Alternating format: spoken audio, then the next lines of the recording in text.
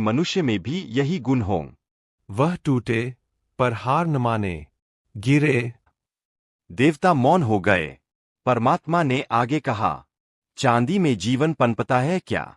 लोहे में फूल खिलते हैं क्या? फिर उन्होंने धरती की ओर संकेत किया और बोले, जीवन केवल मिट्टी में ही जन्म लेता है।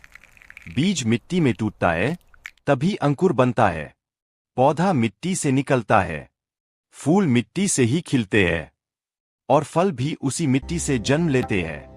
परमात्मा ने गंभीर स्वर में कहा, मैंने मनुष्य को मिट्टी से इसलिए बनाया क्योंकि मिट्टी में सहनशीलता है। मिट्टी पैरों तले कुचली जाती है, फिर भी जीवन देना नहीं छोड़ती। मिट्टी विनम्र होती है, ऊंचाई पर नहीं रहती, फिर भी सबको थामे रहती है।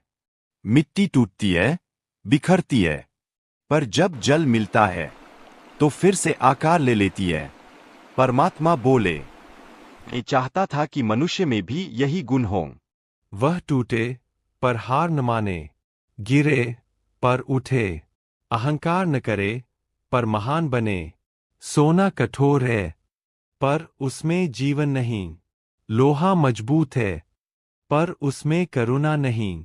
पर मिट्टी में जीवन भी है, प्रेम भी है और परिवर्तन की शक्ति भी। देवताओं की आंखें झुक गईं। उन्हें उत्तर मिल चुका था। परमात्मा ने अंत में कहा, मनुष्य यदि अपनी मिट्टी को समझ ले तो वह ईश्वर को भी समझ सकता है। जो स्वयं को मिट्टी मानेगा वही सबसे ऊंचा उठेगा। इसलिए कहा गया है, अहंकार लोहे को जंग लगा देता है, पर विनम्रता मिट्टी को देवता बना देती है। मनुष्य मिट्टी से बना है, पर उसमें परमात्मा का अंश है। बस उसे याद रखना है कि वह मिट्टी है और उसी में उसकी महानता छिपी है। बोलो ओम नमः शिवाय।